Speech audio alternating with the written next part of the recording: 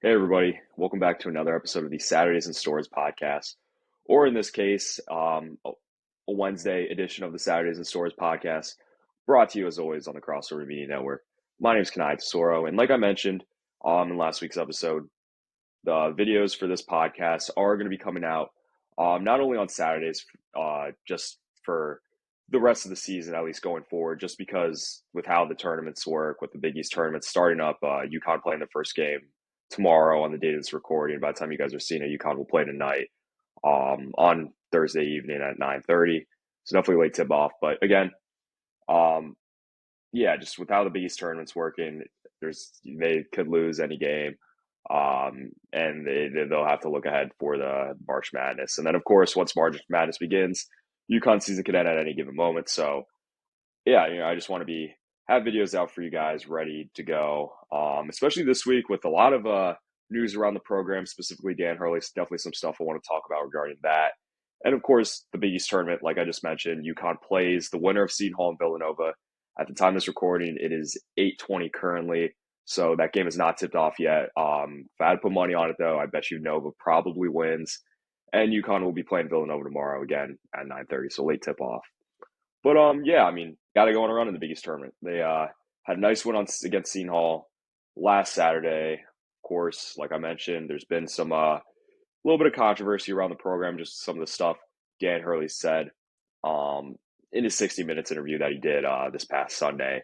But before we get into touching on all of that, if you like this podcast, if you like any of the other content you see on this channel, it really does help if you can engage with it in any way you can, whether it's liking the video, subscribing, tell other people about the channel. It all really helps the YouTube's algorithm being able to get this content out to more people.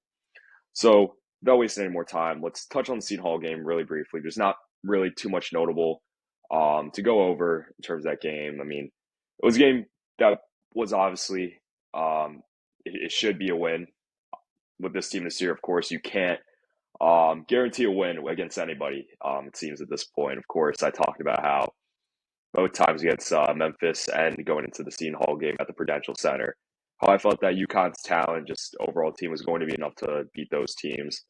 I've definitely learned never to say that again leading up to a UConn game, as they've lost both games in really just heartbreaking fashion both times.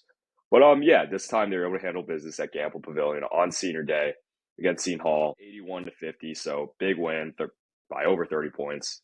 Their margin of victory was. And yeah, just a good shooting game from Solo Ball.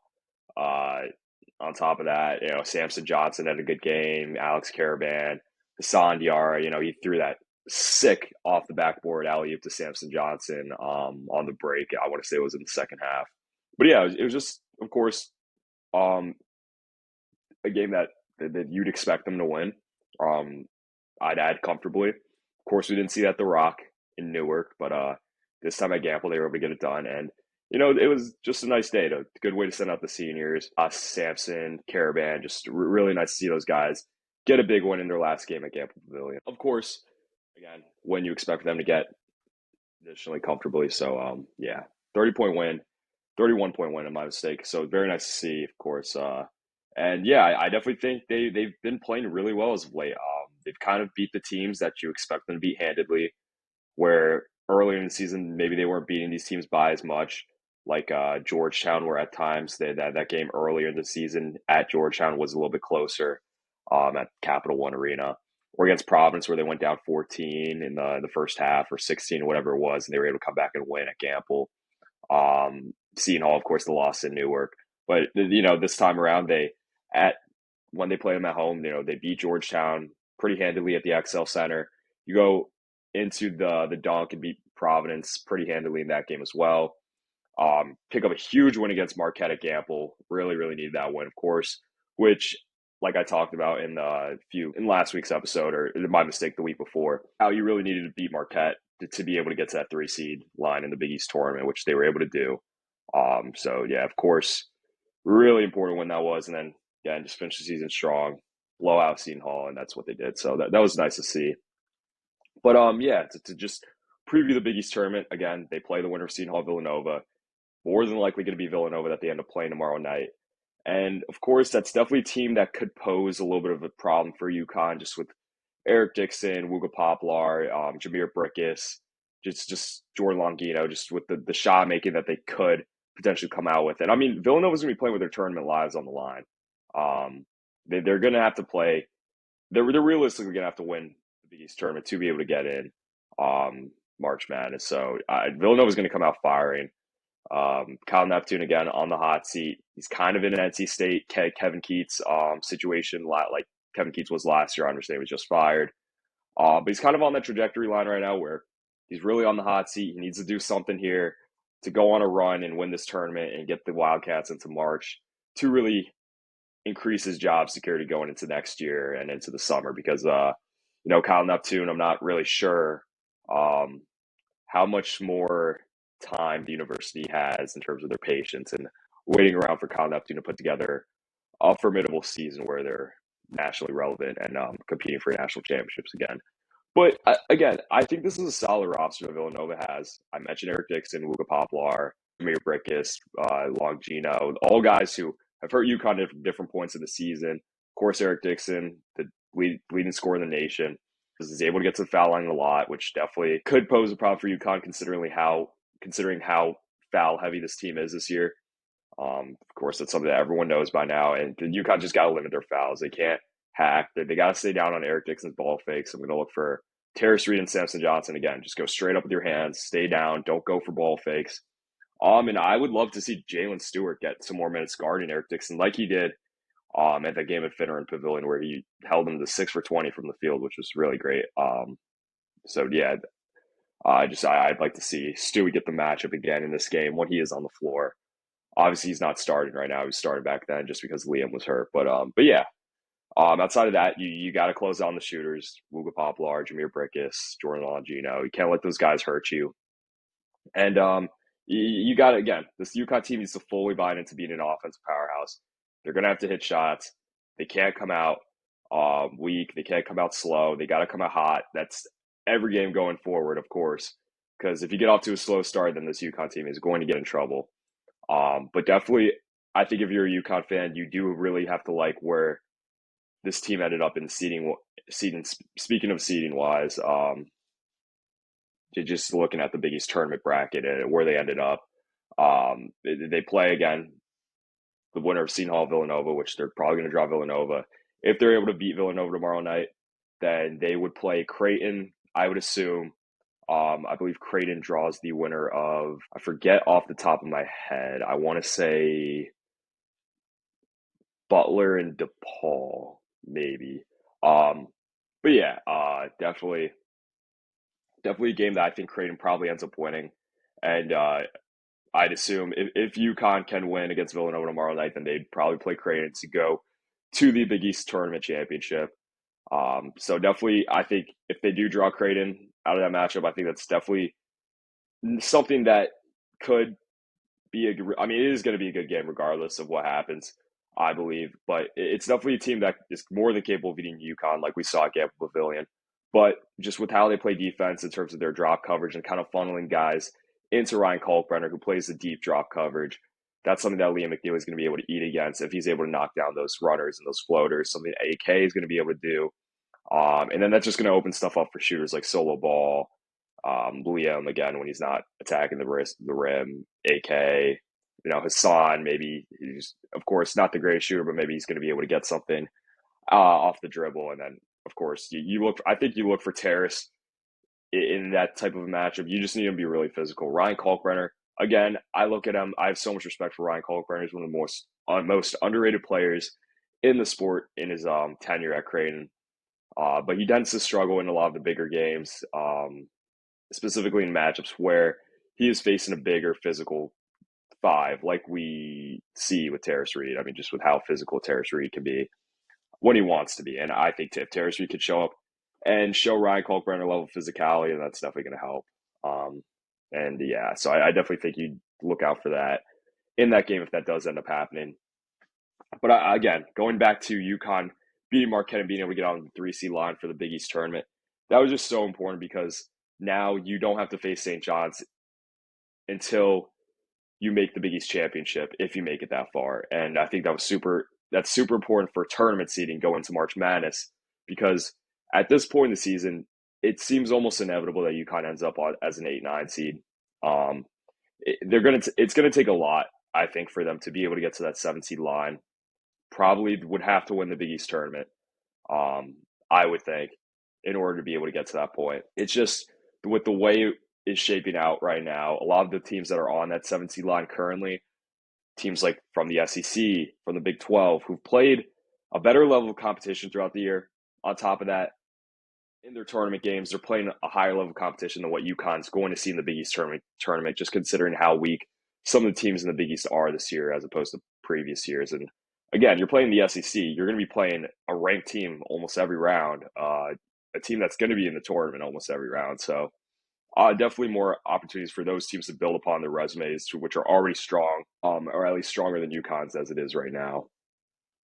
So again, you're probably going to need one of those teams on the 7 seed line to lose a game that they probably shouldn't, and then you probably need UConn. UConn's probably going to need to win the Big East tournament in order to be able to get to that 7 seed line.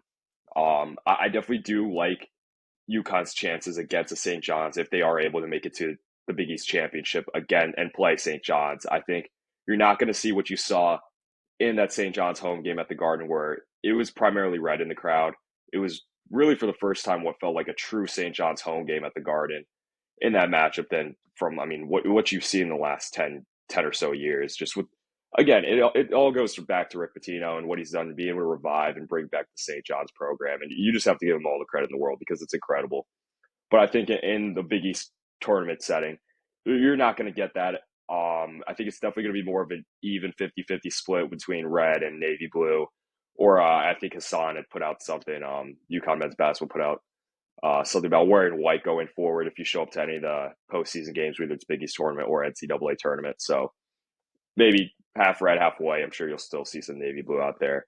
But yeah, again, more of an even split. I think when they came out in that game against St. John's at the Garden a few weeks back, they were probably a little bit shocked, maybe a little bit, I don't want to say scared. I don't think that's the right word, but I think it caught them a little off guard, just how much of a home court edge that St. John's kind of seemingly gained out of nowhere as opposed to past years. And I think they weren't really necessarily ready for that. But I think this time around, they'll be ready if they get that matchup in the Big East Championship. If they can make it that far and St. John's is able to make it that far, I think St. John's will. Of course, you don't know with this UConn team. But I think that would be a really good game if it does end up happening. I do like UConn's chances a lot better this time around than as opposed to a few weeks ago when they played at the Garden in that St. John's home game. But yeah, again, it's really just depends on the offense showing up. And they got to come out hot. The shooters need to be hitting their shots. Solo, Liam, AK, Mahaney in his minutes if he does get any. You need improved defensive play. I think that UConn has played a lot tougher in their recent games, especially against Marquette. Definitely against Providence and Georgetown as well. So yeah, I think you just really hope they improve defensively. They have cracked the top 100 on KenPom defensive efficiency, which is something that I did not know if we were ever going to see at any point this season. So that's somewhat nice to see, even though you would like it to be a lot higher than what it is. But of course, need to stay disciplined fouling in terms of Terrace and Sampson. Need to stay down on the ball fakes against Eric Dixon, and again, you got to get up for every game going forward. It's the postseason. It's really ride or die at this point. And I mean, yeah, you still kind of have to bank on the fact that this team really hasn't clicked yet. They haven't.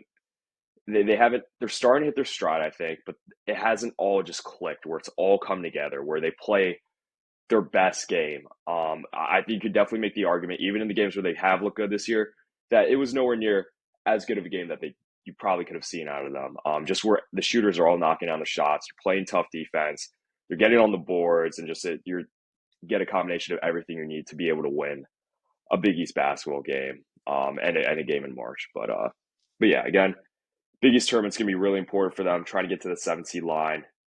When you're able to get to the 7 seed line, you avoid having to play 1 seed in the second round if you make it out the first round. Realistically, I really don't know that this UConn team can beat a 1 seed. If you ask me right now, I would say they definitely can't. You just look at the 1 seeds right now, Auburn, Duke, I believe Houston's on that line currently. It's just, I don't see a world where UConn can beat any of those teams. I think they'll have a lot better of a time if they are able to get that 7 seed, make it out of this 7-10 game, and play 2 seed. I think there's a lot of 2 seeds this year that may be fraudulent. Again, Tennessee is really, really good. And I'm not trying to slight Tennessee in any way, shape, or form. But Rick Barnes doesn't have the greatest track record in March. I definitely feel like that's a team that UConn could pick off. Wisconsin, too. I know they've lost a few games, so they might not be hovering around that 2 seed line anymore. But I definitely think Wisconsin isn't what a lot of people are making them out to be. I think they might be a little more fraudulent than what people give them credit for. So again, really important to try to get to that 7 seed line, so you could draw a 2 seed in the second round rather than a 1 seed. But yeah, I mean that pretty much takes care of everything I have in terms of the Big East tournament and previewing that. About Dan Hurley's interview he did with 60 Minutes this past Sunday. I didn't actually watch the full episode when it aired. I did see clips here and there on YouTube, and in little clips on Instagram here and there. But I think the most notable quote, which has gained the most traction and attention, is when he was asked about his players possibly having interest in transferring. And Dan Hurley came out and said that 50% or more, he might have said at least 50% of his roster has either considered entering the portal going into next year or already knows where they're going to be landing once the season ends and they hit the portal. They already know their destination. So immediate reaction, yeah, that does not sound good for Dan Hurley. That does not sound good for the program.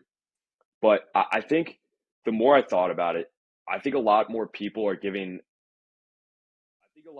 this more attention than it is really worth to receive that line. I just think I don't know if it was the best move for Dan Hurley to publicly come out and say that, but I'd argue that that's happening at almost every program in the country right now where, yeah, mid-season, guys are wondering about what their value is in the portal, where they can go. Maybe they're not playing a lot right now. Maybe they're not making the NIL money they want to make. They're probably thinking in the back of their head, hey, I might be able to go to this school and make a lot more than what I'm making right now, NIL-wise, or get more playing time than what I'm getting right now.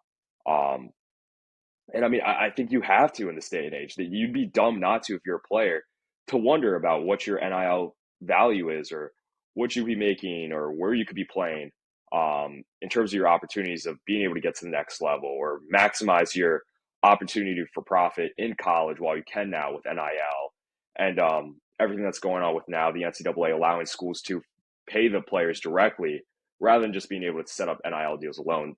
Schools are going to be able to directly pay players going forward, which again is crazy, but that's a topic for another day. But I think, yeah, it's something that's happening at every school, not just UConn. And I don't think it was probably the best move. It probably wasn't the best move for Dan Hurley to come out and say that publicly in an interview, especially at a time like this where, yeah, this was recorded probably several weeks, maybe months ago. But again, it's going into the Big East tournament. It's going into postseason play. And you really don't want to lose the locker room. And of course, that type of thing definitely is kind of something that you worry might kind of start to loom over the heads of everyone in the program, not coaching staff and players alike. But you hope it doesn't. I think Hurley and his staff are good enough at locking these guys in where it isn't necessarily a problem, but I definitely think it could be something that ends up, again, looming in the back of these guys' heads, which of course you hope it doesn't, but you never know. In terms of focusing on UConn and just the quote and how it relates to UConn, Hurley says 50% or more of the roster has at least considered entering the portal, and some of them have already decided their destinations. Now, if I had to put money on it, I would bank on 50% of guys being players who haven't played much this year or players who were anticipated of having bigger roles this year than what they ended up having or what they ended up showing in terms of how they've played this year. You have to remember Hassan Diarra, Samson Johnson, they both graduate, so they won't be at UConn next year. Alex Caravan was recognized on senior night. I understand he's a junior, but being recognized on senior night, I think that was pretty intuitive that as a signal that he's probably going pro at the conclusion of the season. He was a back-to-back national champion, came back to get 3. I just don't, of course, he still has the option to come back, and by no means would I hate him coming back. I would welcome it. But yeah, I think he's more than likely going to end up getting the deal similar to what he was Here in terms of the feedback he got at the combine last year, partially guaranteed two-way, I do think his stock ended up being hurt in the time where he kind of had to be the number one option when Liam went down. And it's unfortunate because that's a guy who I don't think any UConn fan should ever have a bad thing to say about. And it's really unfair some of the scrutiny he got this year. But I'm really glad, again, he was able to have that great moment of nailing the dagger three against Marquette as one of his last moments playing at Gamble Pavilion. But again, he's probably gone going to the NBA. Liam McNeely, of course, if you could get him back, that's great. I think that's a guy who could be really, really good. First team All-American, Naismith Award good if he were to come back. But he's projected to be a lottery pick. I know some mocks have him going top 10. You got to go. You got to go for a lottery pick. You can't hold that guy back. If he's getting that feedback, if he's being mocked that high, I think you got to send him. You can't force him to stay. So yeah, Liam is more than likely gone at the conclusion of the season. And then, so that leaves Solo Ball, Jalen Stewart, Terrace Reed, Yusuf Sangari, Aiden Mahaney, Mon Noel, Isaiah Abraham, and I believe that is it. Yes, I believe that is it, unless I'm forgetting anyone off the top of Jaden Ross as well. So yeah, out of those guys, you look at the two other freshmen, Ahmad Noel, Isaiah Abraham, 2 4-stars who really haven't played very much this year. Isaiah Abraham has maybe played in 6 or 7 games this year, and when he does, it's in garbage time minutes. Ahmad Noel has had some moments this year where he's played somewhat of a volume of extended minutes, but again, really nothing worth noting in terms of how much he's played. He hasn't played volume minutes like legitimately this year. And those are 2 guys, yeah, they probably are considering hitting the portal. Another guy, Jaden Ross, I hear he's really, really good practice player. I know Dan Hurley said if he was healthy on banner night, he probably would have gotten the start. But again, a guy who struggles to get off the bench at times. I definitely think he is a guy worth bringing back if he's able to become that legit 3-and-D type of guy, which I think this coaching staff still deep down believes he can be. But again, that's probably guys thinking about the portal. Aiden Mahaney, another guy, was kind of supposed to be one of the stars this year. And, you have to feel for the guy. He just, his confidence was shot this season. And, he had moments this year, but he just wasn't what the staff banked on him being. They really put all their eggs in one basket in wanting Aiden Mahaney to be the next UConn, great UConn guard, and he just wasn't. And he was a miss in the portal. And that's what happens with the portal. I don't think there is one formula. You're going up to bat. Sometimes you hit, sometimes you miss when you're swinging. And it was a swing and a miss that time. You're not always going to hit out the ballpark like you did with Cam Spencer last year. But I think I don't want to speculate too much on, just because I understand this podcast doesn't get a crazy amount of viewership right now. But again, I don't want to put anyone on blast or like talk about anything about where anyone could be going or just how they play this year. Just it's not worth adding any more negative attention to a team that's had their ups and downs this year. Again, I know the viewership isn't crazy high on this podcast, so I doubt anyone really will be seeing this enough for it to really cause any stirring or anything. But again, it's not worth it or anything to what's going on as it is in terms of the media attention surrounding Hurley's statement. But of course, that brings up the question of other programs tampering with UConn's players and already kind of talking to them. Hurley mentioned some of these guys already know where they're ending up next year. But I just think that's how it is in college basketball. And I of course, I don't want to say necessarily that other teams are tampering, but UConn's probably doing a lot of the same thing too, where they're already looking at guys at other programs who they could try and land in the transfer portal. And maybe some of those guys have already gotten maybe UConn's already gotten the okay or the confirmation from some of these guys, which they might be recruiting right now, that they're going to be in Storrs next season. And again, I think this coaching staff is starting to kind of look ahead for next season. Of course, Hurley mentioned in that interview with 60 Minutes that there is still a path for them to get number 3. And deep down, yeah, I still want to believe that too. But I definitely do think the staff is kind of, in terms of how they've been playing the players and the rotation wise, I think they are starting to look ahead to next year, where you've seen Jalen Stewart get some more minutes lately. Terrace Reed has played a lot more. I think they're, again, you're trying to see what you can get out of Aiden Mahaney. and Ahmad Noel going into the tournament to see if those guys can play any real true minutes to back up Hassan when Hassan is tired and needs to go to bench for the breather. So, yeah, but I mean, again, I've talked about it in the past. I think if you're UConn, you really got to narrow down and prioritize bringing back three guys. Those guys being Solo Ball, Jalen Stewart, and Terrace Reed. I think those guys are by far the most important players you need to prioritize bringing back next season and trying to be able to build on this run that UConn has kind of gone on over the last 2 years. Of course, this is kind of a down year. But I think it can be a bridge year for potential great things to come in the following year going to next season and potentially the season after that too, depending on how long these guys stay in college. But again, yeah, that's just the state of college basketball right now. Guys are going to hit the portal. They're always going to be wondering about their NIL value and the opportunities they could get playing somewhere else. But again, that's just what college basketball is this day. And you got to continue to adapt and change how you run your program, how you coach, depending with how college basketball and the sport as a whole moves on going forward. But yeah, I think that's pretty much going to take care of everything I have for today's episode. Again, really hope we get a good showing at UConn tomorrow at the Garden. I guess by the time you guys see this recording, it would be tonight. So again, probably going to play Villanova. I assume Nova can handle Seton Hall, win that game. Got to show up. Got to guard Eric Dixon with your life. Don't let the other guys get hot on Nova. Make shots. Try to get stops. Rebound. Win the 50-50 balls, man. That's what I want to see this UConn team do. I think I've noticed Jalen Stewart and Solo Ball get down on the floor for some loose balls, really go after the 50-50 balls a lot more than what we've seen this season. But yeah, I mean, again, it's probably going to take care of everything. As always, please like, subscribe, tell other people about this podcast. Really, all this help. Until the next episode, I will see you all next time.